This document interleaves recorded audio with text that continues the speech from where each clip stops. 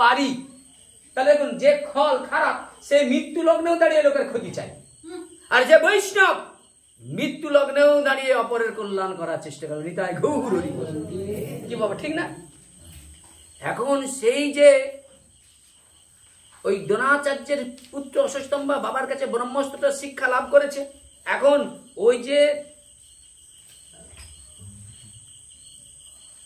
কথা দিয়ে এসেছে না, যে ওই পঞ্চপাণ্ডবের মাথা দিতে উপহার হিসেবে, বাবার কথা বলছি, পঞ্চপাণ্ডবের মাথা দিতে হবে। এখন ঠিক সেই সময় ওই দুর্যোধনের কথা শুনে পঞ্চপাণ্ডবকে মারার জন্য ওই কুরুক্ষেত্রের শিবিরে প্রবেশ করলেন, যেখানে পঞ্চপাণ্ডব যুদ্ধের পরে বিশ্রামে যায়।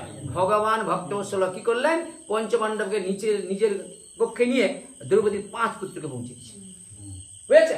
রাতের অন্ধকারে কি করলেন, পঞ্চপাণ্ডব মনে করে দ্রৌপদীর 5 পুত্রের মাথা কেটে নিয়ে চলে গেছে, বুঝেছ?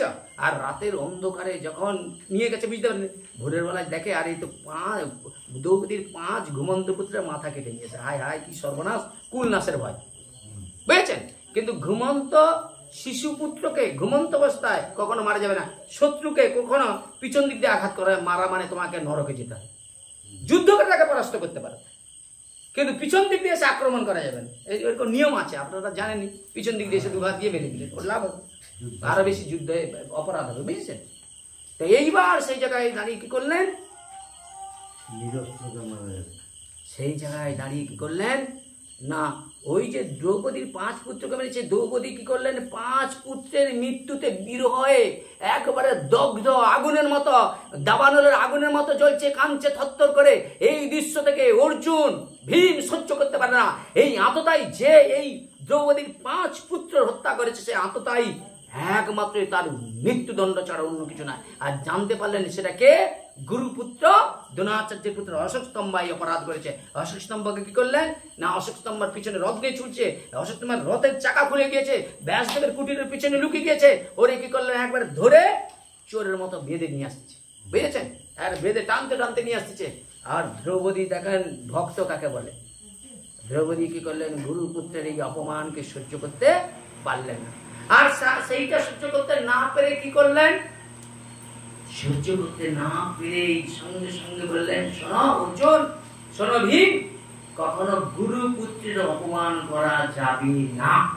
এইখান থেকে শিখালো, দেখো বৈষ্ণবের দোষ দেখতে না, বুঝেছেন? তো সেই জায়গায় দাঁড়িয়ে বললেন, গুরুপুত্রের কখনো অপমান করা যাবে না। তাহলে গুরুদেবের রক্ত তার পুত্রের মধ্যে রয়েছে, তাহলে পুত্রের যদি হত্যা করা যায়, স্বয়ং গুরুকে হত্যা করা হয়। আর সেই পাপের কারণে, ব্রহ্ম সাপের কারণে এই বংশ ধ্বংস। দেখেন ভীম বলছে, আমি ওকে হত্যা করবো, প্রতিজ্ঞা করেছে রাজপুত্র, আমার প্রতিজ্ঞা কোনো ফেল হবে না। বলে কৃষ্ণের কাছে যাও, কৃষ্ণ যা বলবো বলে। আর কৃষ্ণ বললো, ঘুমন্ত শিশু হত্যা করা তো একমাত্র দণ্ড মৃত্যু। দ্রৌপদী বলছে, না, গুরুপুত্রের মৃত্যু হবে না। বলে তারা একটা কাজ করে, মৃত্যুর থেকেও যন্ত্রণা বেশি। বলে কি বলে, মানে মস্তক মুন্ডন করতো। মস্তক মুন্ডন জানেন, আগে চুরি টুরি করলে নেড়া করে চারদিকে গ্রাম ঘুরাতো না? আরে হ্যাঁ, কিনা করে? হ্যাঁ, আচ্ছা, এইটা বেশি কষ্ট, এটা বেশি কষ্ট না কাউকে খুন করে মারা কষ্ট বেশি? বলেন আপনারা, বলেন। কাউকে মেরে দিলে তো সঙ্গে সঙ্গে মরে গেল, কিন্তু গোটা গ্রামে যদি এইভাবে ঘুরা, হ্যাঁ, সে যতদিন বেঁচে থাকবে তার কষ্ট বেশি হবে না, বুঝেছে? তখনই কি করলেন, মস্তক মুন্ডন করে পাণ্ডব শিবির থেকে করে তাড়িয়ে দিবেন। আর সেই দ্রোণাচার্যের পুত্র অশ্বত্থামাকে থেকে সবাই হাসতে শুরু করেছে। হ্যাঁ, দেখ দেখ গুরুদেবের পুত্রের অবস্থা দেখ, হ্যাঁ, গুরুদেবের পুত্রের অবস্থা দেখ। আর সেইটা দেখেই যেভাবে বলছে, তখন ভিতরে কি করলেন, রক্ত কাম্প করে পড়ছে। আমার এই অপমান করেছে, আমি আজকে প্রতিজ্ঞা করছি, এই আকাশ বাতাস ভূমিমাকে সাক্ষী রেখে পাণ্ডব বংশের কোন ব্যক্তিকে আমি জীবিত রাখবো না, পাণ্ডব কুলের কোন ব্যক্তিকে আমি জীবিত দর্শন করবো না। সেই চিন্তা করে কি করলেন, পিতার কাছে যে ব্রহ্মাস্ত্র রেখেছে, সেই ব্রহ্মাস্ত্রটা কি করলেন, নিক্ষেপ করলেন। আর সেই ব্রহ্মাস্ত্রটা ভেঙে আসছে মা উত্তরার গর্ভে, তখন পরীক্ষিত মহারাজ মা উত্তরা ভগবানের চরণে বলছি, হে অনাদির আমি গোবিন্দ ভক্ত ভগবান, আমার গর্ভস্থ সন্তানকে তুমি রক্ষা করো। বলে কারণ ওই পঞ্চপাণ্ডব আছে তাদের কাছে, বলে এরা মারতে জানে কিন্তু বাঁচাতে জানে না। সঙ্গে সঙ্গে ভগবান গর্ভস্থ সন্তানকে রক্ষা করলো, কিন্তু ভাগবত বলছে ওই গর্ভের সন্তান পরীক্ষিত মারা গিয়েছিল, ভগবান পুনর্জীবিত করলেন। গোরক্ষপুরে ভাগবত দেখবেন, তাদের লেখা আছে, বুঝেছেন? বলছে পুনর্জীবিত করলেন এবং ভগবানের দ্বারাই রক্ষা পেয়েছিল বলে তাই উনার নাম হলো কি? না না, আরো নাম আছে। ভগবান রক্ষা করেছিল বলে ওনার নাম হলো বিষ্ণু রাত, বিষ্ণুর দ্বারাই সুরক্ষিত, বুঝেছেন? এইবার সেই পরীক্ষিত বাল্যাবয়স থেকে ভগবানের কৃপা নিয়ে জন্মগ্রহণ করছে, সর্ববিদ্যায় পারদর্শী, জনমনোরঞ্জনকে রাজা। তার রাজ্যে যদি কোনো অন্যায় করে সে প্রতিবাদ করে, তাহলে এমন ধর্মপরায়ণ রাজাই তো প্রজাদের মঙ্গল করে। কিন্তু আজকে রাজাদের অবস্থা কি? প্রজাদের নৃশংস ভাবে হত্যা করে, প্রজাদের ক্ষতি হতে আমার কোনো যায় আসে না, আমি বাঁচলেই হলো। খুব সাবধান, রাজার গুণে রাজ্য নষ্ট, প্রজা কষ্ট পাই, এত দুরাচারী পাপাচারী হবে, ঘরে ঘরে এমন সমস্যা হবে যা কল্পনা করাও সম্ভব। রাজাকে ধার্মিক হতে, নাহলে পুরো প্রচার নষ্ট হবে না বাবা। তো পরীক্ষিত মহারাজ যখন ছিল, সেই তো 5টা জায়গায় স্থান দিয়েছিল কলিকে, দ্রুতক্রিয়া, আশপাশে জুয়া, অবৈধ স্ত্রী সঙ্গ, ঠিক আছে, হ্যাঁ শোনা। আচ্ছা, এই 5টা জায়গা পরীক্ষিত মহারাজের অবস্থায় ছিল? ছিল না। আজকে দেখুন ঘরে ঘরে দেখেন, চারদিকে দেখেন জুয়া খেলা শুরু হয়েছে, চারিদিকে ঘরে ঘরে রেশন দোকানের মতো মদ। হ্যাঁ, তাহলে আপনার বাড়ির শিক্ষিত যে ছেলেটা, শিক্ষার জায়গাটা ভেঙে নষ্ট হয়ে গেছে। আপনি ধর্ম করবেন কোথায়? ধর্ম করবেন কোথায়? খুব সাবধান, খুব সাবধান। এই জন্য বাবা আমরা নিজেদেরকে সংযত করে চলছি। লোক মনে করবে আমরা মনে হয় ভুল ভ্রান্তি মানুষকে বোঝাচ্ছি, আমাদের ওই মত নয়। আমরা সঠিক মতের উপরে দাঁড়িয়ে মানুষকে সঠিকটা বোঝাবো। আমরা একটাই মত, আমরা কৃষ্ণের মতটাই মত। কৃষ্ণের যা বলেছে সেটা প্রতিষ্ঠা করাও আমাদের কথা, অন্য কোনো কথা না, বুঝেছেন? সেই পরীক্ষিত মহারাজ কি করলেন না, মাতৃগর্ভ রয়েছে, এখন সেই পরীক্ষিত মাতৃগর্ভ থেকে সর্ববিদ্যায় পারদর্শী, জন্মরঞ্জনকারী সেই পৃথিবীতে এলেন। আচ্ছা, যে পরীক্ষিত মহারাজ সর্ববিদ্যায় পারদর্শী, সে ঋষি চরণ অপরাধ করলো কেন? এই যে আপনারা অনেকে বলেন না, আরে বাবা বিশাল সাধু এই বয়সে, এর হাতে খাবো না, তার হাতে খাবো না। কিন্তু এইখানেও একটা কথা আছে। কথা কি? পরীক্ষিত মহারাজ এত বড় জ্ঞানী, সে আজকে সঙ্গী ঋষি চরণে অপরাধ করলো কেন? প্রশ্ন আছে। ভাগবত শুনতে হবে, ভাগবত শুনে গল্প শুনলে কিছু হবে। এখন তো ব্যাপারটা কি বলেন তো, ভাগবতকে হৃদয় দিয়ে শুনতে হবে, নাহলে বুঝতে পারবেন না, বুঝেছেন? তাহলে পরীক্ষিত মহারাজ একদিন মৃগয় হরিণ শিকারে গিয়েছিলেন। সেই হরিণটাকে মায়াবিন হরিণ, মায়ের পিছনে ছুটে, আপনারা কে কি করে, আমার পূর্বপুরুষরা একই মায়ের জগতে হারিয়ে গিয়েছে, আমিও মায়ের পিছনে ছুটছি। কি বাবা, ঠিক না? মায়ের পিছনে ছুটতেছি। কিন্তু পরীক্ষিত মহারাজ মায়ের পিছনে ছুটতেছে, সেই হরিণটা মায়াবিন হরিণ একবারে অদৃশ্য হয়ে গিয়েছে। পরীক্ষিত মহারাজ গভীর অরণ্যে চলে গেছে, এখন ক্ষুধা পিপাসায় কাতর, এই মত অবস্থায় জল পিপাসা ক্ষুধা।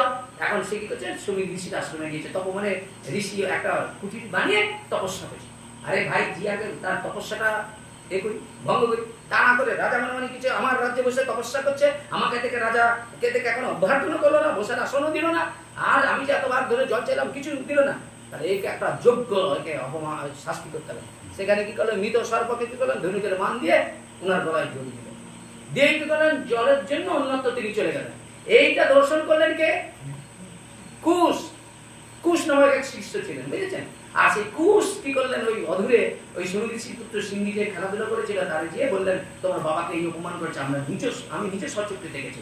তখন এই কুশ ছুটে এসে কি করলেন, কৌশিক নদীর জল আচমন করলেন, আচমন করলেন। কি হয়, আচমন করে আমার বাবাকে যেই অপমান করেছে, এই বিষধর তক্ষকের হাতে 7 দিনের মধ্যে প্রাণ বিসর্জন দিতে হবে। আচ্ছা বলেন তো, ওই অভিশাপটা কি পরীক্ষিতের উপরে পড়ছে?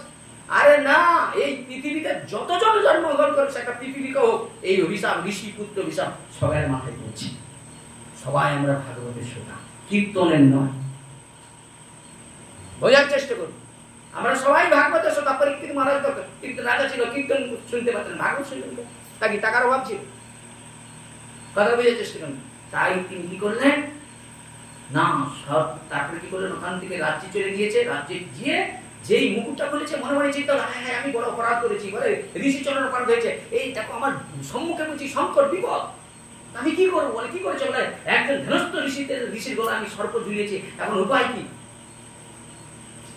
সঙ্গে সঙ্গে রাজার সৈন্য এসে বলেছে, হে রাজন, আমাদের এই রাজ দরবারে একজন ঋষি পুত্র এসেছে, তার নাম হলো গৌরমুখ, আপনার সঙ্গে সাক্ষাৎ করতে চান।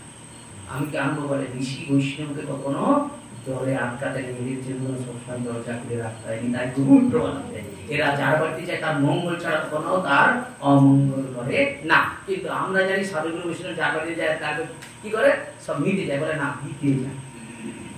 প্রকৃত লোক ভিখারি, বুঝেছেন? আর আমার মতো লোক শুধু দিতে যায়, বুঝেছেন? কার কোন দোষ আছে, বুঝেছেন?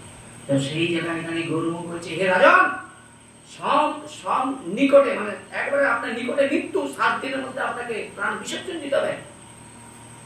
রাজা স্তম্ভিত হলেন, বিষয়কেই সর্বস্ব কিছু ত্যাগ করে সাধু চলে গিয়েছে। কম মানুষ শুনুন। এখন সেইখানেই পরাশর নন্দন ব্যাসানন্দন, সুখদেব, নারদ ঋষি, গৌতম ঋষি, হাজার বড় বড় আচার্য, বড় বড় ঋষিগণ, দেবতারা, আর সেখানে সব ভক্তি দেবী, গঙ্গা দেবী, সবাই একদিকে, উপনিষদ সবাই খালি হয়ে গেছে ভাগবত সবাই। কারণ সুখদেব ভাগবতের আসনে বসবে। কে? সুখদেব, পরম ধর্মজ্ঞ ব্রহ্মনিষ্ঠা সুখদেব, যার ব্রহ্মতে নিষ্ঠা রয়েছে। আপনার সাধনের নিষ্ঠা তো থাকবে বাবা, নিষ্ঠা থাকবে না?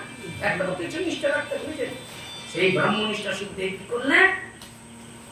যেই আসনে বসেছে, খুব মন দিয়ে শুনুন, তখনই করলেন দেবতাগণ অমৃতের ভাণ্ড নিয়ে একবারে ওখানে এসে বলছে, হে সুখদেব মহারাজ, আপনার বদন থেকে কথামৃত আস্বাদন করে পরীক্ষিত মৃত্যুকে জয় করে নিবে। তাকে এই সংসারের কোনো মায়া স্পর্শ করতে পারবে না, তার অনিষ্ট কেউ করতে পারবে না আপনার মুখ থেকে হরিকথা শ্রবণ করে। কিন্তু আমরাও এসেছি আপনার মুখ থেকে সুধাময় হরিকথা শোনার জন্য, আর বিনিময় এই অমৃত কুম্ভ। দেবতারা কিসের জন্য কি দিয়ে শুনতে চাচ্ছে? অমৃত। আপনারা কি দিবে? আপনারাই বলেন। আমি তো হরি কথা বলছি, আপনি আমার পাখি হিসেবে টাকা দেবেন। আচ্ছা, আমি ওই টাকাটাই আপনাদের দিয়ে যাবো, আমাকে একটু ভক্তি দিতে পারবেন? কথা দিয়ে যাচ্ছে, আমার 1 টাকাও দরকার, 1 টাকাও নেব, আমার শুধু আপনাদের চরণে একটু ধুলি দিলেই খুঁজে পাই ওই ভক্তিটা। কারণ দেখেন, টাকা দিয়ে তো ভগবানকে পাওয়া যায় না। টাকা দিয়ে ভগবানকে পাওয়া গেলে বড় বড় জমিদার গুলো তো টাকা দিয়ে ভগবানকে কিনে নিতে পারতাম। ভগবানকে টাকা দিয়ে কেনা যায় না, ভক্তি দিয়েই লাভ করা যায়। নিতাই গৌর প্রেমানন্দে, বুঝেছেন? এখন সেই যে দেবতারা বলছে এই অমৃত নিন আর বিনিময়ে আমরা কথামৃত আমরা একটু শ্রবণ করে বলে, দেখেন একটা কথা বলবো কি, বলে দেখুন, বলে তখন দেবতাদের উদ্দেশ্যে বলছে, বলে ভক্তি ব্যতীত ভাগবত কথা শোনা যাবে না।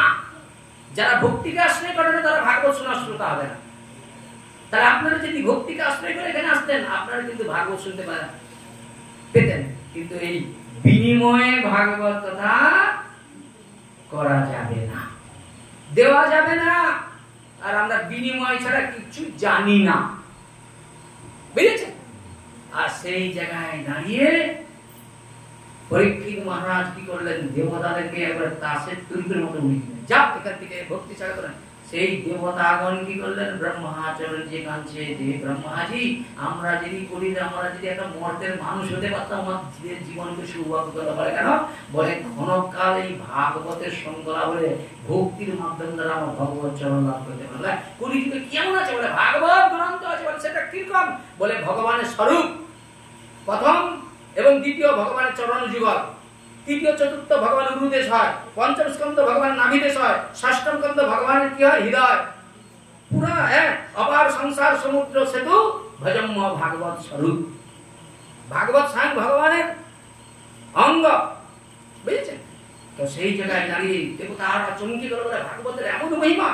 দেখেন এই পাখিগুলো কত সৌভাগ্য, হরিকথা শোনার সৌভাগ্য পেয়েছে। আমি তখন দিকে ভাবছি, দেখেন এক মনেই শুনছে। দেখেন আমি কিন্তু লক্ষ্য রাখছি আমার, দেখেন এরা কম সৌভাগ্য নয়, আমাদের থেকে অনেক পূর্ণবান। আমাদের মন চঞ্চল আছে, ওদের লক্ষ্য দৃষ্টি একসাথে জায়গায় আছে, বুঝেছেন?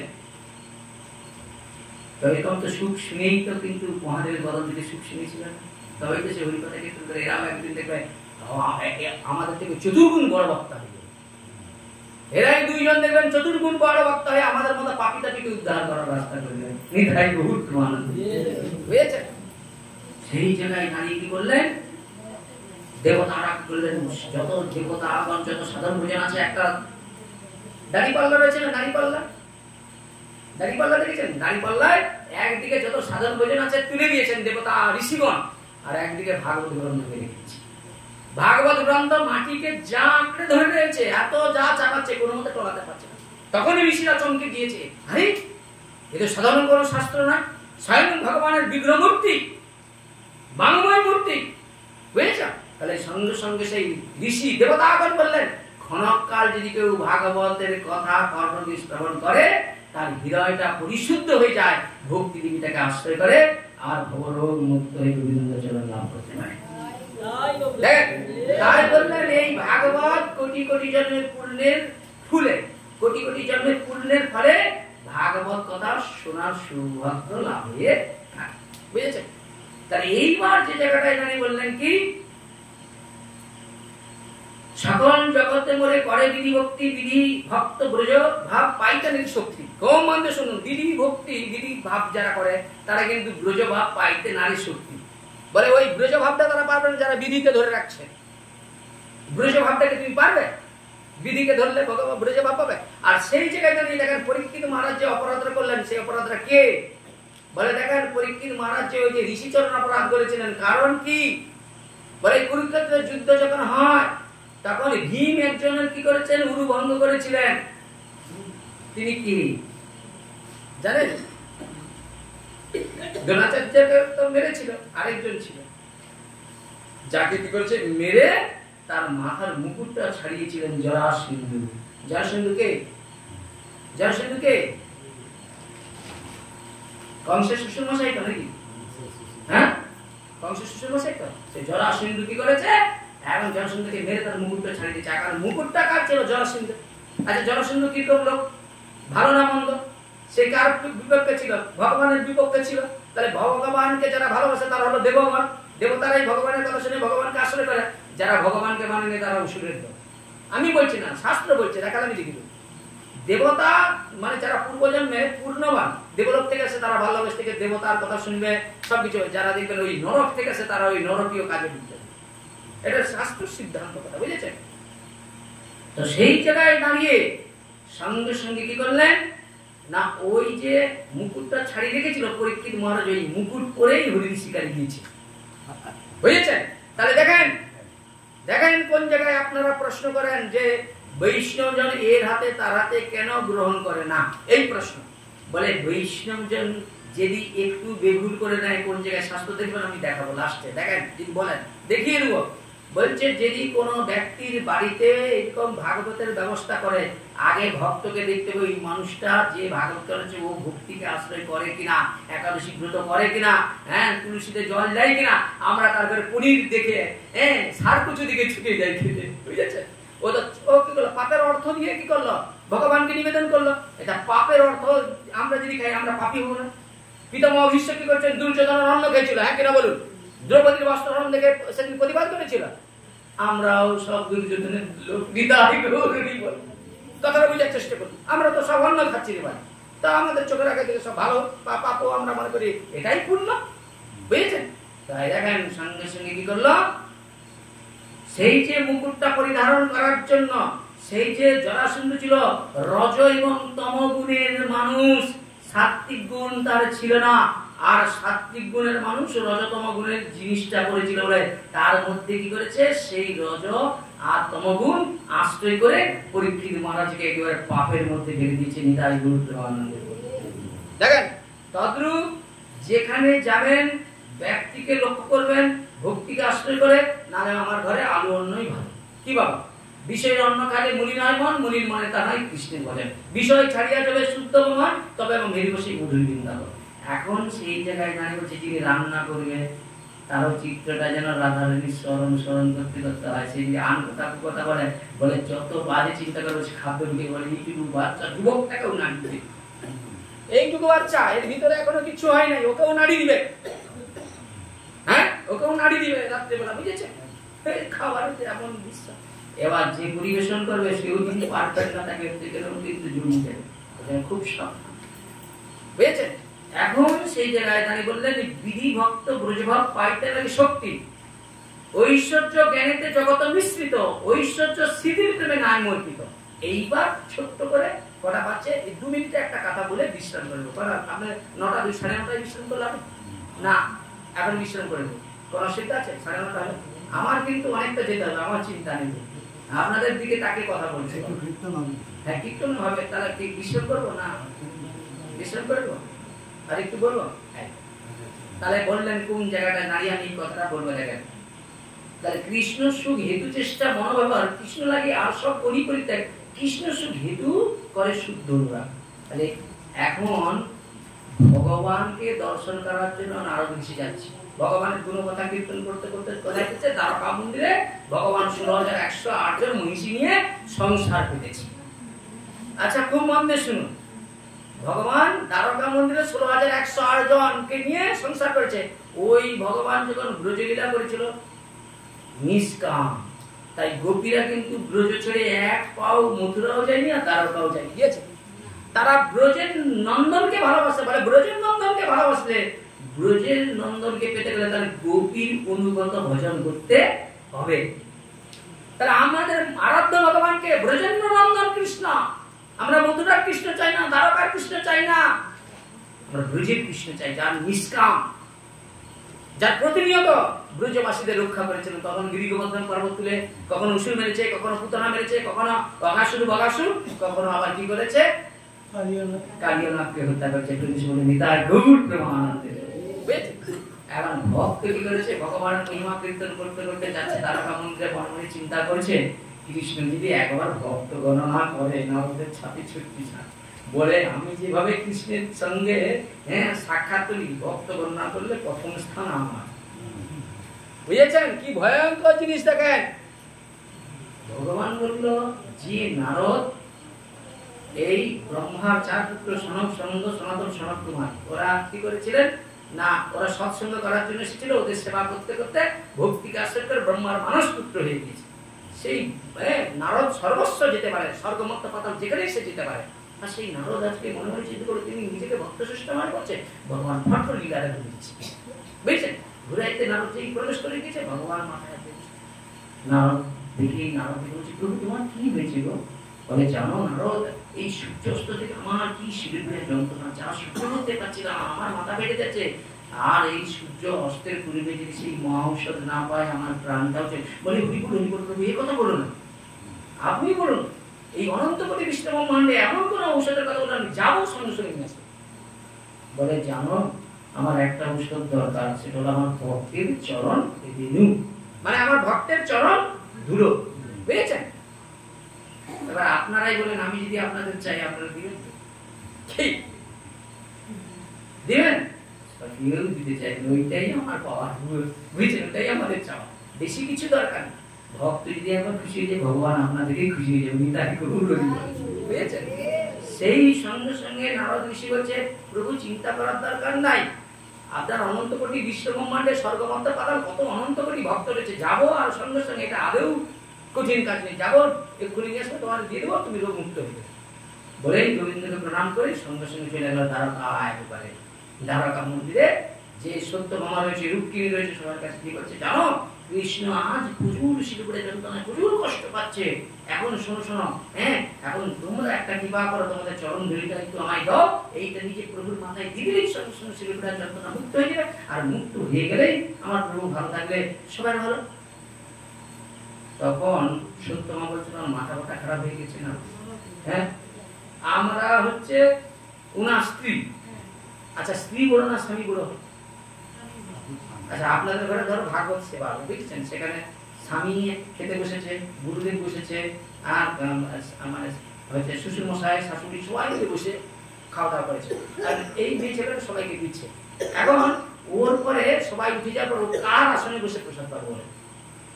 গুরুদেবের পাতে বসবে না শ্বশুরের পাতে বসবে না ওনার মা বাবার পাতে বসবে? কার পাতে বসবে? বলে না স্বামী। কেন? অন্যের দায়িত্বটা স্বামী নিচ্ছে। বুঝেছেন? এখন সেই জায়গায় দাঁড়িয়ে বলছে আমরা তো কখনো পারবো না। বলে এই যদি চরণ ধুলি দেই তাহলে আমাদের তো অনন্তকাল নরক যন্ত্রণায় ভোগে, হরি বল হরি বল, সম্ভব নয় চরণ ধুলি আমাদের পক্ষে কঠিন। ওখান থেকে রুক্মিণীর কাছে গেছে সেম কথা, এরকম 16,108 জনের কাছে সবাই একই কথা। এখান ত্যাগ করে চলে গেলেন, একেবারে চলে গেলেন ব্রহ্মার কাছে, সৃষ্টিকর্তা ব্রহ্মার কাছে। ব্রহ্মার কাছে গিয়ে যেই বুঝে ব্রহ্মাজি বলছে আরে নারদ বড় বড় কি লাগে আগমন? বলে আরে জানো প্রভু শিরপুরে যন্ত্রণা হচ্ছে, একটু যদি চরণ ধুলি দিতেন আর সেই চরণ ধুলি পেয়ে প্রভু শিরপুরে যন্ত্রণা মুক্ত হতো, বাস এইটুকু পাওয়ার জন্য। বলে মাথা আকার নাকি তোমার কি পাগল পাগল গেছে? আরে সৃষ্টিকর্তা ব্রহ্ম বলছে উনি আমার পিতা, উনি আমাকে সৃষ্টি করেছে, উনার শুনো উনাকে পাওয়ার জন্য সততা করতে আমি উনার নাম জপ করছি। শুধু আমি করছি না, মহাদেব করছে, পার্বতী করছে, সনত কুমার করছে, মহান বড় বড় বড় ঋষিগণ করছে। আমরা সামান্য ক্ষুদ্রতম ব্যক্তি, আমাদের ষষ্ঠা পিতা, আমরা সেখানে চরণ ধুলি দিতে পারি? শোনো একটা কাজ করো, তুমি মহাদেবের কাছে যাও, কারণ উনি পরম বৈষ্ণব, তো বৈষ্ণব তত্ত্ব দেন, উনি কৈলাসে করে দিতে পারেন। কৈলাসে কিছু দেয়নি। এখন নারদ পুরা যেটাকে সহজ মনে করেছে কঠিন, এখন এই অবস্থায় প্রভুর কাছে ফিরে এসেছে। প্রভু বলছে, এই নারদ চরণ ধুলি দাও, নিশ্চয়। বলে বাবা কি বলবো, স্বর্গ মুক্ত পাতাল যার কাছে যায় সবাই তার ভয়ে, নরকের ভয়ে কেউ দিতে চাচ্ছে। বলে কোথায় কোথায় গিয়েছ? বলে কোথায় যাইনি তুমি বলো না। বলে কোথায় কোথায়? বলে স্বর্গ মুক্ত পাতাল সব জায়গায় গিয়েছি। বলে তুমি এতে গিয়েছিলে, ব্রজে গিয়েছিলে? বলে ব্রজ ছাড়া কিন্তু সব জায়গায় গিয়েছি। বলে একবার যাও তো, ব্রজে যাও। এখন নারদ ভগবানের কথা শুনে ব্রজে গিয়েছি। জানেন ব্রজেতে ভগবান যেদিন ব্রজ থেকে মথুরায় যাবে সেই দিন ব্রজগোপীগণ মনে মনে চিন্তা করছে, অপুর হচ্ছে কে? কৃষ্ণের কাকা, বুঝছেন? ওই নিয়ে যাবে রথে করে। এখন বলছে ব্রজগোপীগণ বলছে, দেখো এই রথটা যে নিয়ে যাচ্ছ না, ওই নিয়ে যাওয়ার আগে না আমাদের বুদ্ধির বুদ্ধি নিয়ে যাও। আমরা এই বিরহ সহ্য করতে পারবো না, আমরা থাকতে পারবো না কৃষ্ণকে ভালোবেসে। আমরা কৃষ্ণের সব সুখ আমরা পুঁজিকে ভুলে গিয়েছে। তখন এইরকম যখন দেখছি ভগবান দেখছে আর কোনো রাস্তা পায় না, বলে একটা রাস্তা আছে। বলে কোন রাস্তা? বলে রাস্তাটা হচ্ছে এই জায়গায়। কোন জায়গায়? বলে ঘা দিতে হবে। কোন জায়গায়? বলে আচ্ছা আচ্ছা বুঝতে পেরেছি, কোন ছেলে যদি পড়াশোনা করে ভালো চাকরি পায় তখন সাধারণত কি হবে? বিশ্রাম করে দিচ্ছি, এখানে বিশ্রাম এসে গেছে বাবা, অস্ট্রেলিয়া আমি বিশ্রাম করে দিচ্ছি, এক্ষুনি করে দিচ্ছি, কেন বিশ্রাম এক্ষুনি করে দিচ্ছি। বলছে শোনো, কোনো ছেলে যদি জমিদার মানে চাকরি পেয়ে মানে বড় চাকরি পায়, তার পাশাপাশি লোক সেটা হিংসা করে, কষ্ট পায় না। ওর ছেলেটা বিশাল চাকরি করে, বহুটা রোজগার করে, হয় না? সেই জায়গায় দাঁড়িয়ে কৃষ্ণ বলছো, আমি মথুরায় যে রাজা হবো সেইটা তুমি সহ্য করতে পারবে না বলে, ওই জন্য আমি ভালো থাকি তোমরা করো সেটা মেনে নিতে পারো না বলে, এই জন্যই আমার মথুরা যাওয়া তোমরা বাধা করছো। কানতে কানতে রাধারানী বলছে, দেখ আমার তো সুখ দিতে পারলাম না, ওই যদি মথুরায় যে সুখ শান্তি পায় যায় ছেড়ে দিচ্ছি। বলে কি করলেন? রথটা চলেই গেল, বুঝেছেন? রথের চাকাকে ধরে রাখছে যাতে না যেতে পারে। রথের পিছনে পিছনে তারা ছুটতে ছুটতে সেই দিন থেকে সংসার ত্যাগ করে জীবন আত্মাতে বসে রাধা কৃষ্ণ কৃষ্ণ করে কাঁদছে। নারদ সেই কি করেছে, বুঝে বুঝিদের কাছে গিয়েছে, বুঝিদের গুপিগণ কি করছে, জল খুঁজে নারদের চরণে প্রণাম করে বলছে, আচ্ছা বলো তো নারদ তুমি কোথা থেকে? বলে দাঁড়াও আমাদের দিকে।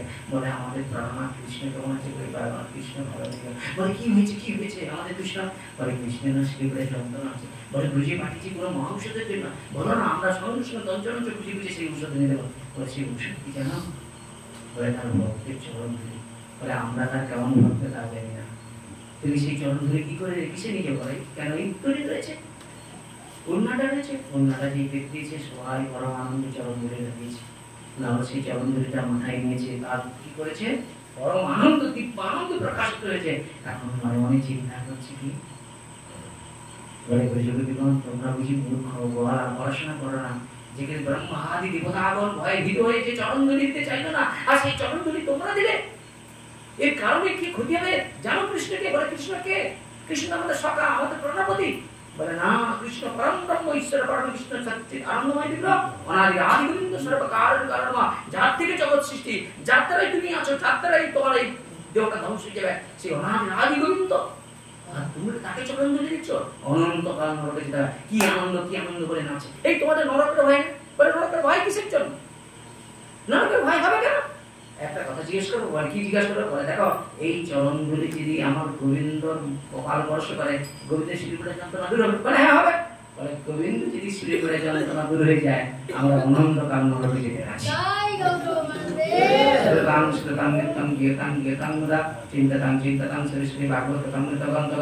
এই কারণে এইটা আমার গ্রন্থের ভাবে বদনে বলে নিতাই গৌর হই বাঞ্ছা কলুত্তর বিশ্বকে পাশিন্দু হয়ে বাঁচা পতি কানন পাবন বৈষ্ণব চরণ পরমাত্মা।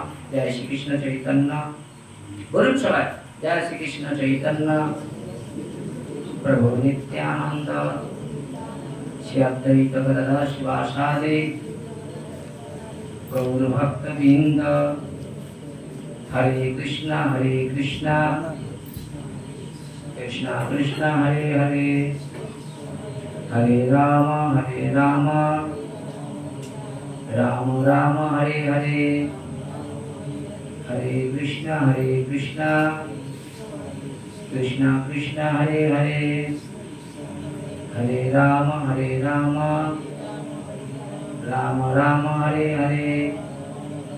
कंसराज श्रीमद् भगवत महापुराण की, कंसराज श्रीमद् भगवत महापुराण की, गुरु महाराज की, समागत गुरु भक्तवृंद की, ध्रुव महाराज की, बालनाथ महाराज की, नमः चतुर्दश ठाकुर की जय। जगन्नाथ बलराम सुभद्रा देवी की निताय गौर प्रेमानंदे।